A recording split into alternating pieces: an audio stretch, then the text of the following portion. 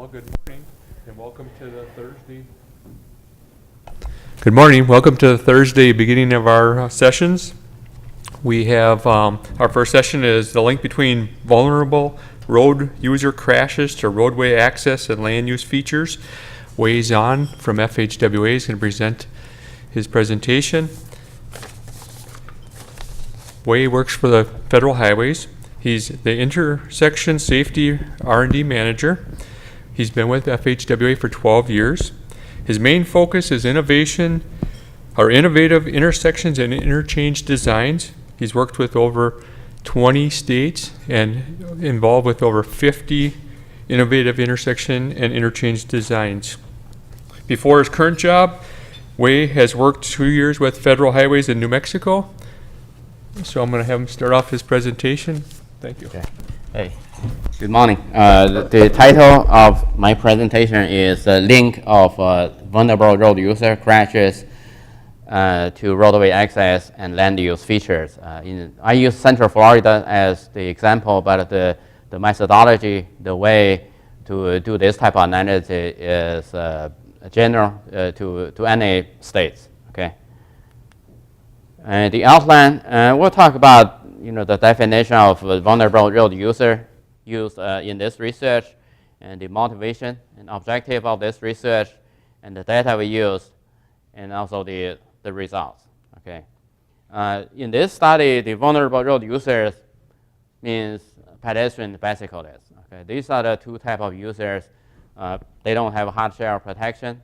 If there's a traffic crash involved this type of road users, they have a significant higher likelihood to be injured or killed.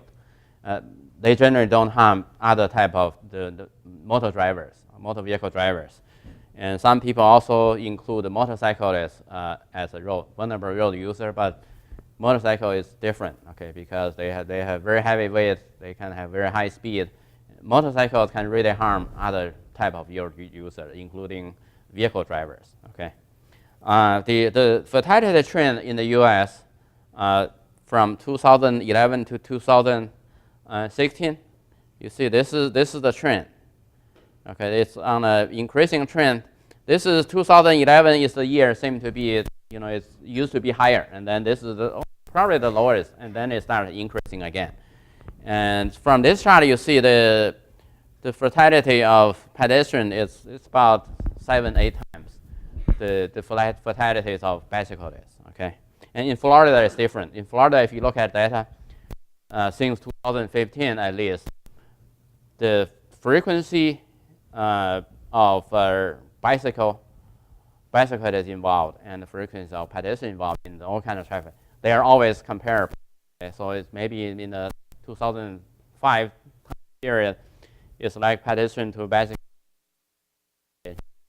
And in the last 2 years, since 2015, 2016, the number of pedestrian crash and the number of bicyclist crash, they are almost on the 1-to-1 that type of level. Okay, so this is very unique in Florida.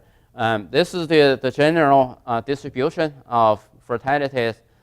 So this is a pedestrian, the blue, and it's about 15%. Yeah, 15%, and then this small pie chart, that's a bicycle, that's about 2%. So, and this bigger portion, these are all other type of drivers, occupants, other type of road users. Okay, so that leads to the motivation. So you can see nationwide, 17% of all the traffic fatalities involve pedestrian and bicyclists. Okay, these are the area expand.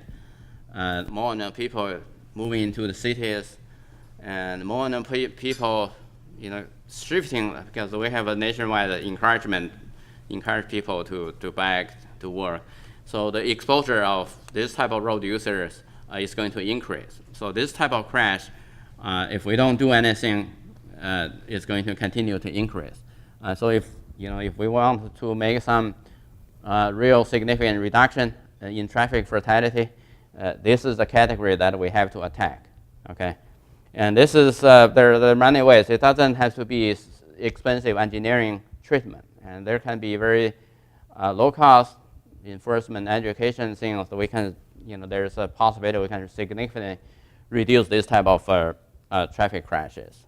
And the objective is we want to propose a methodology that will enable us to very quickly identify the patterns of vulnerable road users and also find high crash locations. And then from those identified high crash locations, we will examine the road features and to extract some kind of common things that can give us hint of what in terms of land use, roadway access, how they affect vulnerable road user crashes. Okay. So this is the table that I compiled. This is from 2011 to 2014 based on the FARS data from 8 different states. Okay, so California and Texas, and then the other 6, Florida, New York, North Carolina, Pennsylvania, Indiana, Washington. The other 6 states highlighted here in boldface. Those are the 6 states participated in SHARP2 safety research. Okay, and out of these 8 states, California ranked. This is in descending order of vulnerable road user fatality. California took the first one.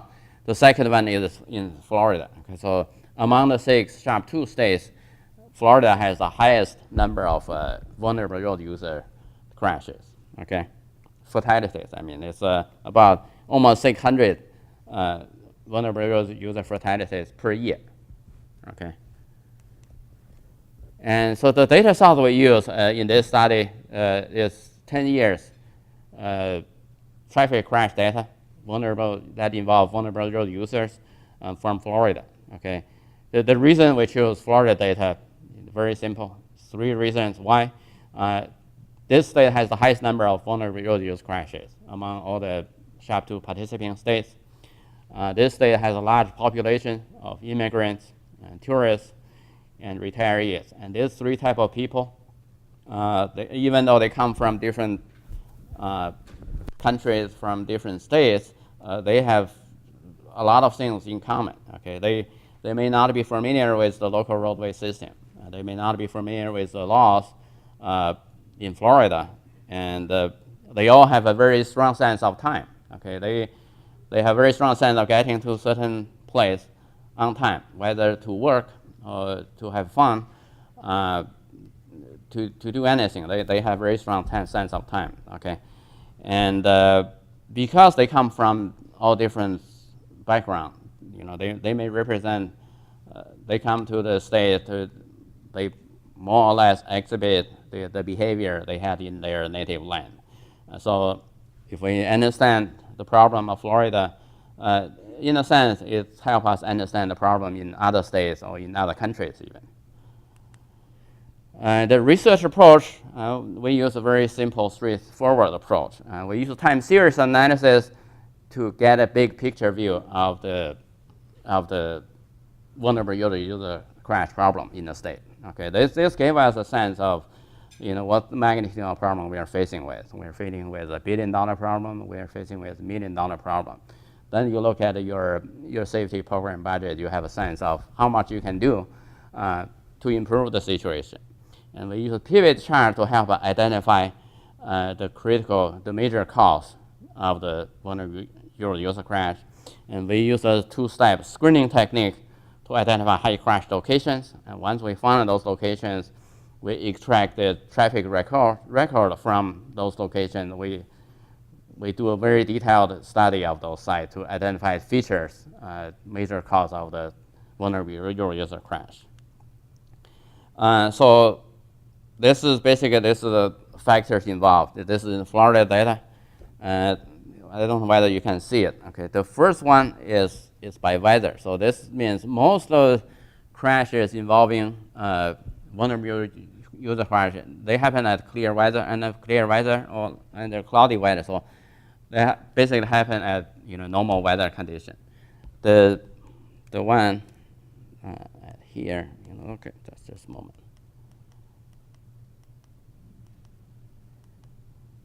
Okay, So this one, okay, even I can. This is by site location.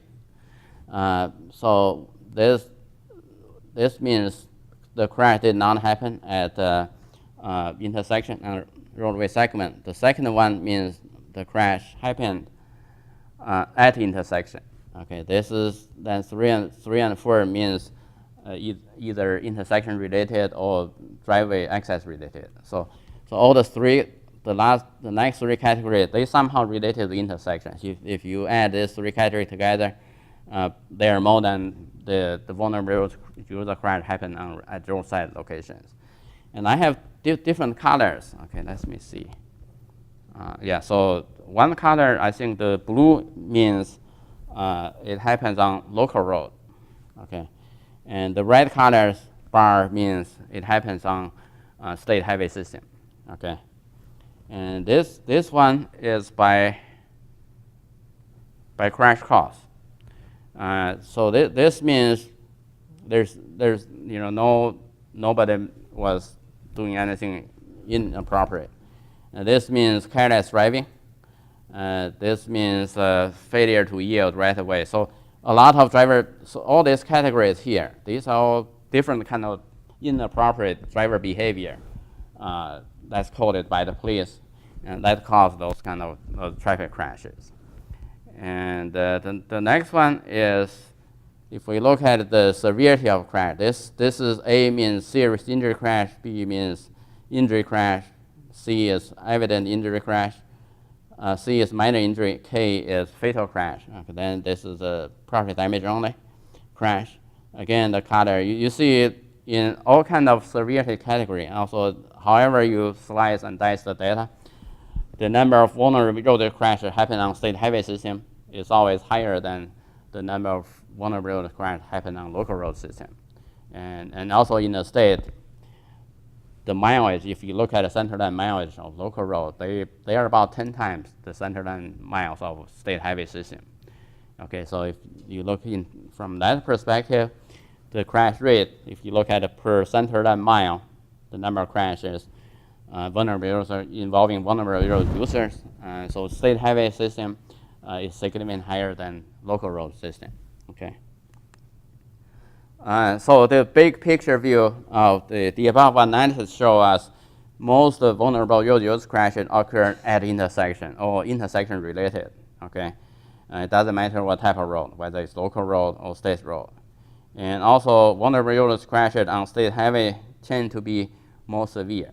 Okay, the chart I showed before, if you go look into the higher severity category, you will see the number of vulnerable road user crashes on state highway system increase as the severity increase. Okay, and careless driving and failed to yield right away seem to be the major cause. That at least those are the causes identified by whoever generated the crash report. Okay, and the next I'm going to show a two-step screening technique that will allow us very quickly identify the high crash locations. And this is like we took in 10 years crash data from the state of Florida that involve vulnerable road user crashes. And all the crash record has location information, has GIS coordinate. And what we do is we read them in. We divide the entire state into 15 mile by 15 mile grid. And we add up either the number of traffic crash in each area or the cost, the crash cost. And then we rank the data in descending order. We can pick up either the top 5 or top 10. What you see in red here, these are the top 5 locations in terms of vulnerable user crashes. Okay. And then the second step, we can pick any area. For example, if we pick the central, this is Orlando area, we pick this 15 mile by 15 mile grid. The second step, we divided this into a half mile by half mile grid. We repeated the same. And that allows us to pick up the top 5 from each region. We have 2 ways to do this. One way is this is just to add up the number of traffic crashes involving vulnerable users, and then identify top 5 based on the crash frequency.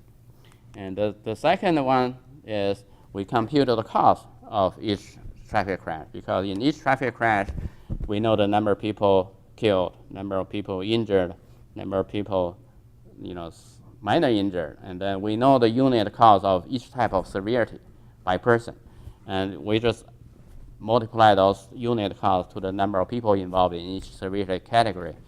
That gave us the cause, and this is a very effective method of identify truly high-risk location, because using this approach, not only we factor in the number of the frequency of crash, we also factor in the number of people involved in all the traffic crashes, the severity involved in each crash, okay?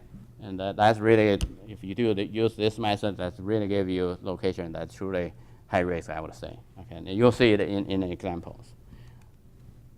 So, but in this presentation, I will show you the high risk locations that we pick up using both approach, and then the features extracted, and you can see it for yourself.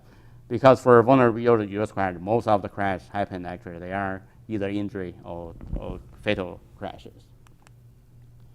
So this is using the frequency as a criteria. This is number one location, and this is, I don't know whether we have folks from Florida. This is in downtown Orlando area, okay? Next to, a big busy freeway interchange. There wasn't any fatal crash, okay, but we do have 12 serious injury crashes. So the percentage of serious injury crashes 13%, and then injury crash 42.4%, minor injury crash 28%. So this is the distribution. And if you look at location, this is a typical location. This is the entertainment area, okay? You see the street settings, okay? So this is probably not a high-speed environment, but you see a lot of pedestrians, older people, handicapped people. This give you an idea of the exposure, the type of exposure. And if we look at the distribution, once we find a location, we can extract all the crashes within this half-mile by half-mile area, okay? And we can sort them in all different orders. Okay, this is we look at by hour of the day. Okay, you see a lot of crash happen, midnight or 2 a.m. So during that time period. Okay, so this red means pedestrian. Okay, this blue means cyclist, bicyclist. Okay, and what you can see is the traffic crash involving pedestrian and bicyclist. One thing struck me is during midnight, a lot of vulnerability crashes, they were involved bicycle. Okay. And then if we look at the day of week, so this is the day of week distribution. Okay, this is Wednesdays seem to have the most, but this is the okay.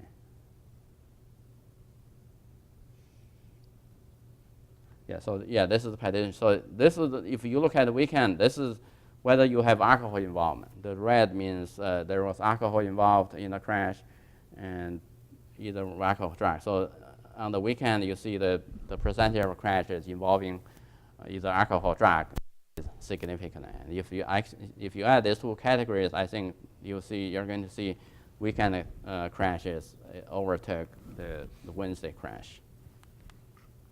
And so this is the second location we pick up. Okay, and this is a big intersection. And one thing you're going to see is there's a high school here, right here. Okay, this is a major arterial intersection, and okay, just a moment. Again, this one has no fatal crash, but has quite a few injury crashes. We look at the so this is the road of this location. Okay, this is just by looking at the road configuration, gave us a sense of the traffic volume and traffic conflict. So you see a double left turn lane, double through lane, single right turn lane. That gave us hint of, relative probably high speed, high volume location. Okay, then you have a high school right there. Okay, if you look at the hour of day distribution. Okay, this is the peak here. This is 3 p.m. This is right at the time when school is released. Okay, and then there's another little peak about this is afternoon, when people go back to work. And there's another small peak at 9 p.m. Okay, and this is, if you look at the day of week, at this location, seem to be Thursday, Friday seem to have more. But if you look at throughout the weekend, again, the alcohol factor is more obvious. Okay, and this is the third location, pick up using this method. And okay, so I'm sorry, you see this, but this location, there's an interchange here. There's another interchange right here. So I found quite a few locations in Florida have this type of land use feature. So you have two in downtown area. You have two interchanges very closely. So this whole area is wedged between two closely spaced interchange. Okay, and then there's a high school right here. Okay, so and then this is a lot of one-way streets, a lot of transit route. So meaning a lot of people getting on and off vehicles. If you look at this is the road sighting again, the traffic signal is probably you see the pedestrian just on Google Street View. You can see the pedestrian, the vehicle making illegal U-turn. Okay. You look at the time of day. This location, by the way, the first site we identified, it is just a half mile. It is right here. Okay, so this location is very close to the first site we identified. And again, because there's a high school here, you see there's a peak at 3 p.m. and then there's another peak. This is 7 p.m. And I think this location, because this is so close, that's an entertainment area. My possible hypothesis is maybe people start getting from here to that location. Okay, and then again at midnight it's pick up again. Okay, so this is the method that we use to identify high-risk locations, just based solely on traffic frequency. And next we are going to look at locations identified using crash costs. This is the first site identified.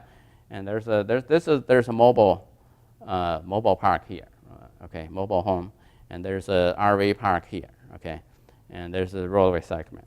And again, if you look at this location, this is an undivided road, high-speed location. So this is this location afternoon. This is by hour of day, so the distribution. The second location here. This is the sighting of the road. Okay, both sides are commercial, and then this is actually mid-block pedestrian crossing. Okay, this is actually this is a safety feature, but even with this kind of feature, this location has a lot of vulnerable road user crashes. Okay, and all this site identified has fatal crashes, high percentage of fatal crash. This is the third location identified. Again, this location has a lot of alcohol involvement. If you look at so now I'm going to combine together. So this is, I just look at the time of day. The first three sites identified using crash frequency. You see this is entertainment area. So a lot of crash happen at midnight. Okay, but a significant higher percentage of bicycles. This is only local people know. I don't know why. Midnight they have a lot of bicycles. Okay, and the second location identified has a high school. So that's why you see there's a peak at 3 p.m. and there's another small peak at 6 p.m. Okay, the third location has both high school and also close to the entertainment area. Okay, so there's a peak at 3 p.m. and then there's another peak at 7 p.m. and then midnight there's a peak again. Okay, so this is if you look at alcohol factor, this entertainment area has a high percentage of alcohol. Okay, high school and the other area, alcohol wasn't a big factor. If we look at the high crash location identified using crash cost, so these are the features. If we look at this is the distribution, okay, and there's a site that has high crash at midnight locations.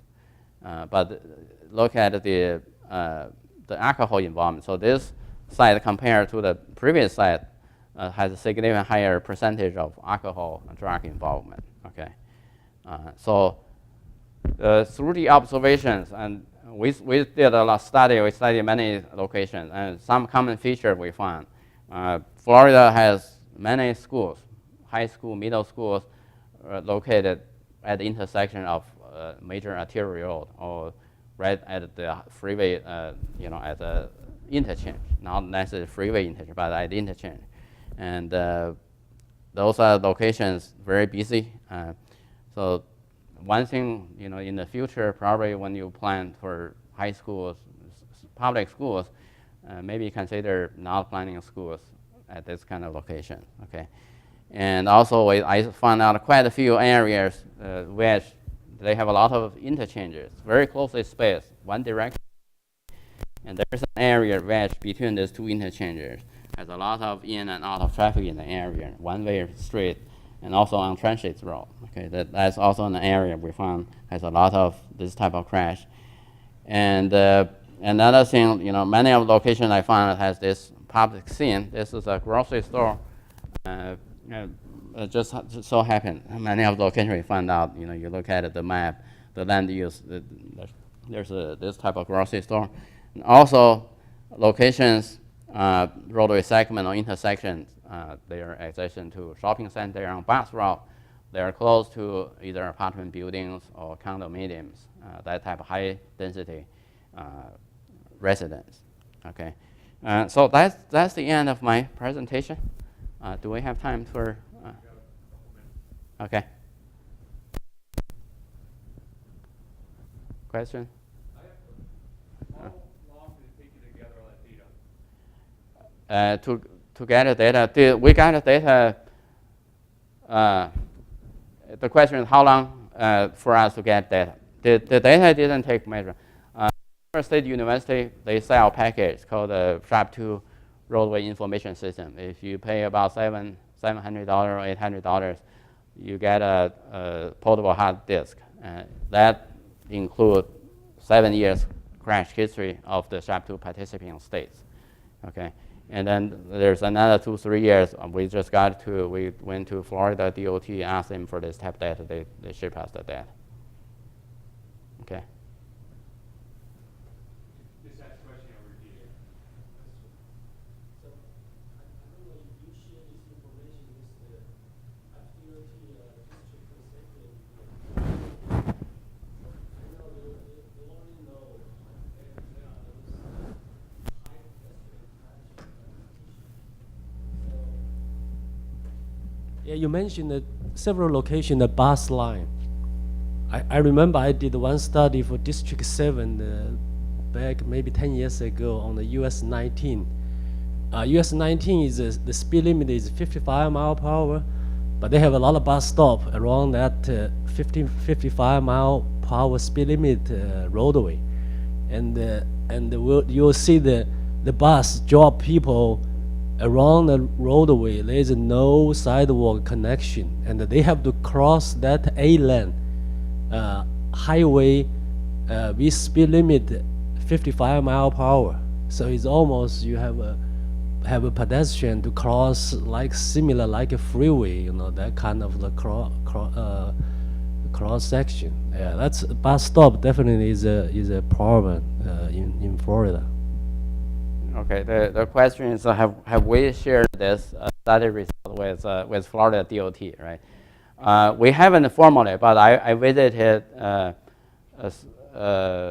South Florida University. I sit down with their research group, Dr. Lin Python, his group, and I shared the result, both vulnerable road user crash study and the motorcycle crash study, and with this group of people. Okay, but with our study approach, basically you can see if I show you the location, show you the Democrat, you can, even without any verification, you can see whether they truly belong to a high-risk location or not. Okay, the methodology and apply to to any state, as long as you have location information for each crash record, and very quickly we can find high-risk locations. Okay. Any other questions? Okay. Thank you.